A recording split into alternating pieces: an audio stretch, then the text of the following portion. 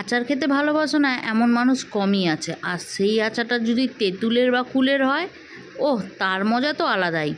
তেঁতুল এমন একটা জিনিস, নাম শোনার সঙ্গে সঙ্গে জিভের কোণে একটু জল টস টস করে না? তা যাই হোক, সেদিনকে যখন বাজার থেকে পাকা তেঁতুলগুলো এনে তোমাদের দেখিয়েছিলাম, তোমরা অনেকে বলেছিলে দিদি কীভাবে আচারটা করো, অবশ্যই শেয়ার করো।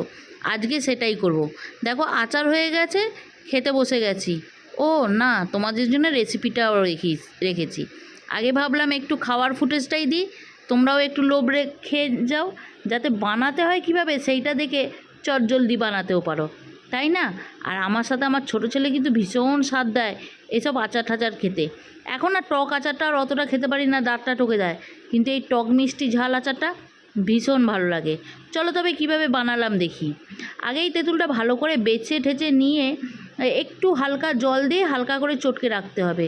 কেন বলো তো, তেঁতুলটা তো অনেকটা শুকিয়ে যায়, সেই জন্য ওর কাতটা বেরোতে একটু সময় লাগে। তুমি যদি একটু জল দিয়ে এটাকে নাড়ো, এটা খুব সুন্দর নরম হয়ে যাবে। আর যদি ডাইরেক্ট এইটাকেই চিনির মধ্যে বা গুড়ের মধ্যে দিয়ে দাও, তবে একটু শক্ত শক্ত হয়ে যাবে। কারণ আমি নিজে করে দেখেছিলাম, একবার না ধুয়েই দিয়ে দিয়েছিলাম, তখন একটু শক্ত হয়ে গিয়েছিল।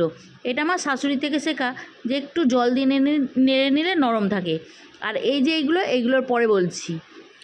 প্রথমে যেটা করব, সেটা একটা শুকনো খোলায় কিছুটা মশলা করে নেব। এর মধ্যে আছে শুকনো লঙ্কা, জিরে, মিষ্টি মৌরি, ধনে, পাঁচফোড়ন। এইগুলো শুকনো করে ভালো করে তেলে নেব। যে একটু বেশ মরমরে হয়ে যাবে, তখন এগুলো একটু দানা দানা টাইপের গুঁড়িয়ে নেব। একদম মিহি করার কোনো দরকার নেই, কারণ আচারে একটু দানা দানা মুখে পড়বে, তবেই ভালো লাগবে। আর যতক্ষণ এইগুলো ভাজা হচ্ছে, গুঁড়োনো হচ্ছে, ততক্ষণ এইটা এইভাবেই ভিজতে থাকবে। এবার দিয়ে নেব একটু কড়াতে তেল, খুব বেশি তেলের দরকার নেই। একটু দিয়েছি তেজপাতা, আর তার মধ্যে দিয়েছি পাঁচফোড়ন আর শুকনো লঙ্কা একটু ফোড়নে। দিয়ে দেবো এই তেঁতুলটা আবারও বলছি, খুব বেশি জল দেবে না, জাস্ট তেঁতুলটা একটু মাখা মাখা ভাব হবে, ততটাই জলটা দেবে। দিয়ে এর মধ্যে এটা একটু নাড়াচাড়া করব। এই যে এক্সট্রা জলটা, এটা মরার সময় দেবো, মানে একটু মজে আসার সময় দেবো। এইটা মজে এলেই এর মধ্যে চিনি দেবো, কারণ এর মধ্যে গুড় দিলেও ভালো লাগে, কিন্তু আমার কাছে আজকে আপাতত গুড় নেই। আর তেঁতুলটা যেহেতু আমি আগের দিন কিনে রেখেছিলাম, সেই জন্য আমার মনে হচ্ছে না যে এটাকে আর একটা দিন অপেক্ষা করি গুড় আনার মতন। তেঁতুলটা আমার বেশ ভালো টক, এমনিতে তেঁতুল তো টক থাকেই। আর যেহেতু আমি মিষ্টি মিষ্টি করবো, আমি 2 কিলো চিনি এখানে বের করেছিলাম। তা 1 কিলো চিনি দেওয়ার পর আমি দেখলাম যে না, চিনি আর লাগবে না, সেই জন্য আমি আর 1 কিলো ইউজ করিনি। তোমরা তোমাদের ইচ্ছে মতন মিষ্টিটা দিয়ে নেবে। তবে হ্যাঁ, 1 কিলো তেঁতুলে আমি 1 কিলো চিনি ইউজ করেছি, তাতে যথেষ্ট মিষ্টি হয়েছে, ভালো মিষ্টি হয়েছে, এর থেকে বেশি লাগবে না। এবার আমি তেঁতুলটাকে ততক্ষণ ধরে নাড়াবো যতক্ষণ এই চিনিটা পুরো মেল্ট হয়ে যাচ্ছে। খুব আস্তে হাতে নাড়তে হবে। আর যখন চিনিটা মেল্ট হওয়া শুরু করবে না, তখন গ্যাসের সিমটা একদম কমিয়ে দিতে হবে, কারণ এরপর যখন ফুটবে এটা বড্ড ছিটে ছিটে আসে।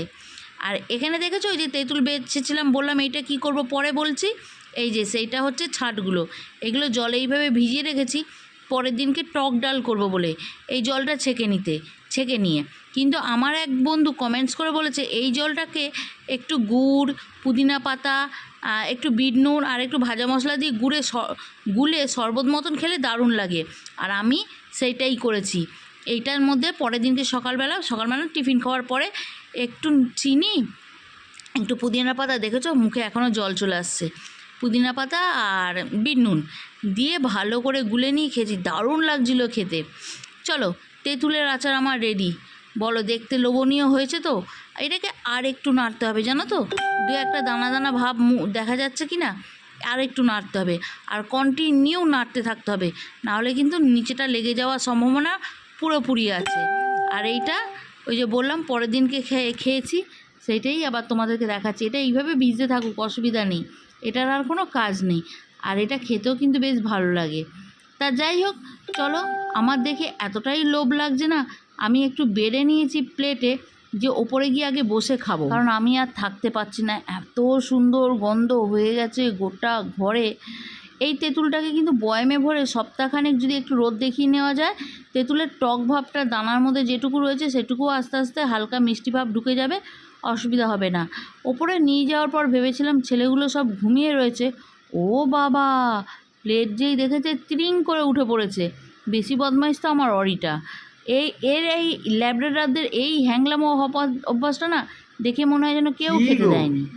তুমি এত গরম বয়ামে কেন ভরছো গো? গরম না, ঠান্ডা হয়ে গেছে। না না, গরম বলিনি, এত বড় বয়ামে কেন ঢোকাচ্ছ? তো কিসে রাখবো? বাটি টাটিতে রাখলে নষ্ট হয়ে যাবে তো। ছোট ছোট পাউচ করো। কেন?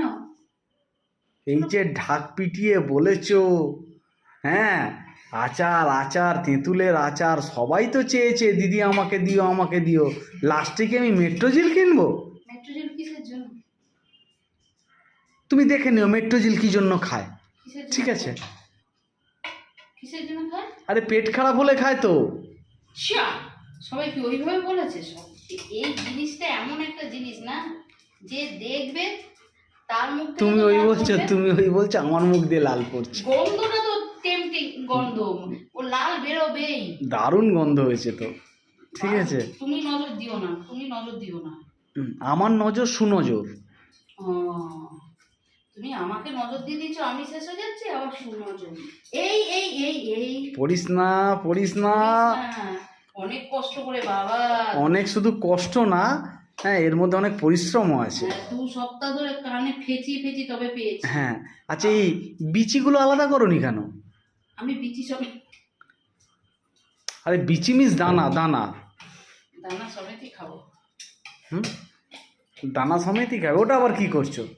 এইটা সঙ্গীতার সন্ধ্যেবেলা ফোন করে বলেছে আমি ঠিক আনবো, তুই আমার জন্য রাখবি।